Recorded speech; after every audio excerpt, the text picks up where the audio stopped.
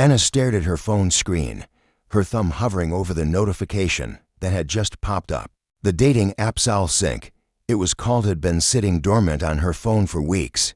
She downloaded it on a whim after her best friend Sarah had insisted that she needed to get back out there after her breakup with Marcus 6 months ago. But this notification was different. 99%. Match found. User, Cat Admiral. Anna frowned.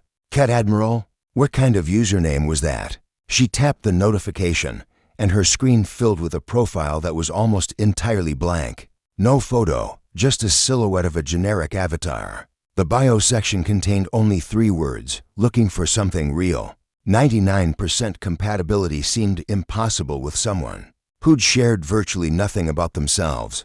Anna had spent hours filling out Sci-fi's extensive questionnaire, her favorite books, her fears, her dreams, even the exact way she liked her coffee. How could the algorithm match her so perfectly with someone who'd apparently put in 0 effort? Still, curiosity gnawed at her. She typed out a simple message, "Hi." She hit send and set her phone down on her kitchen counter, turning back to the pasta she was preparing for dinner. 2 seconds later, literally 2 seconds, her phone buzzed. The response made her blood run cold.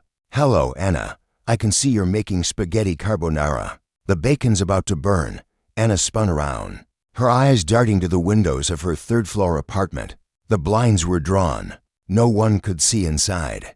Her heart hammered against her ribcage as she looked down at her pan. The bacon was starting to blacken at the edges. Her hands trembled as she typed back, "How do you know that?" The response came instantly. "I know a lot of things about you, Anna. Like how you're standing in your kitchen right now, wearing that gray NYU sweatshirt with the coffee stain on the left sleeve. The one you got during freshman orientation." Anna looked down at her sweatshirt. The brown stain glared back at her, a permanent reminder of the time she'd tripped in the library. She stumbled backward, her phone clattering to the floor. This wasn't possible. This was a 3rd-floor apartment in downtown Boston. No one could see through her windows. She hadn't posted any photos of herself today. How could a stranger on a dating app know exactly what she was wearing right now? With shaking hands, she picked up her phone and immediately went to delete the app. But another message stopped her.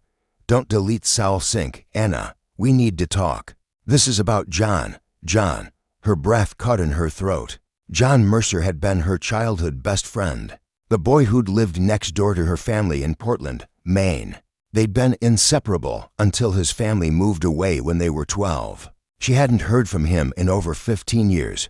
What about John? She typed, her rational mind screaming at her to call the police instead. "John is in danger. Real danger. And you're the only person who can help him. But first, you need to understand what Sci-fi really is."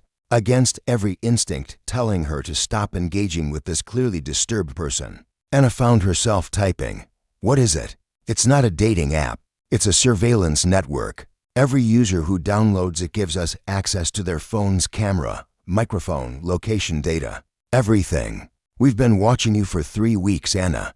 Just like we've been watching John for 6 months. Anna's apartment suddenly felt suffocatingly small. She rushed to her laptop, fingers flying across the keyboard as she searched for information about Sci-fi. The app had glowing reviews, thousands of downloads, and appeared completely legitimate. But as she dug deeper into obscure tech forums, she found something troubling scattered. Posts from users claiming the app had somehow accessed information it shouldn't have had. Permission to access. Her phone buzzed again. John stumbled onto something he wasn't supposed to see. He works at Cyberdyne Systems, doesn't he? In their data security division. How did Cat Admiral know where John worked? Anna hadn't spoken to John in years, but she'd found him on LinkedIn about a year ago. They'd never connected, never messaged. She'd simply looked at his profile once, curious about what he'd done with his life. He discovered that Cyberdyne has been selling user data to foreign governments. The message continued, including data from government employees, military personnel, and politicians. He downloaded evidence. Now they're looking for him. He went dark 4 days ago. Anna's mind raced. This was insane. This had to be some elaborate hoax. But something in her gut told her to keep reading. "I'm not with Cyberdyne, Anna. I'm with a group trying to expose them. We've been using Sci-fi, their own tool, against them. trying to find the people they're targeting. When we saw John had looked at your profile 3 weeks ago, we created a 99% match between you two. We knew you'd respond. We need you to deliver a message to him.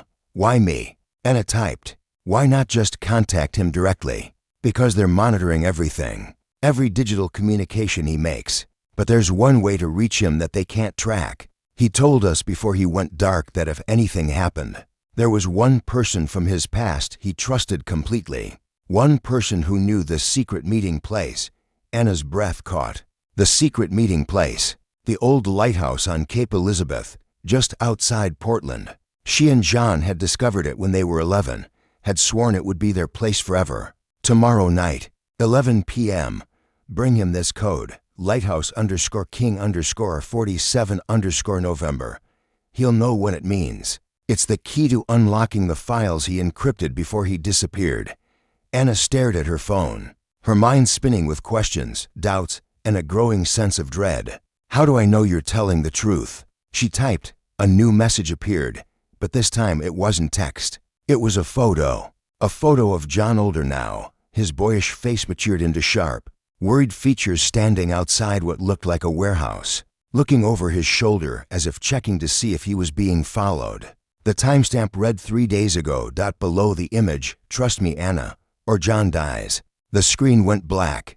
The app had vanished from her phone completely, as if it had never existed at all. Anna stood in her kitchen, the pasta forgotten, the bacon burned, staring at her blank phone screen. In 48 hours, she would be driving north to Portland, to a lighthouse from her childhood, to save a friend she hadn't seen in 15 years. She had no idea if any of this was real, but she knew she couldn't ignore it, because somewhere deep inside, in the place where childhood promises lived forever, she heard John's voice from 15 years ago. Promise me, Anna, if I ever really need you, you'll come. No matter what, she'd promised. And Anna had never broken a promise in her life.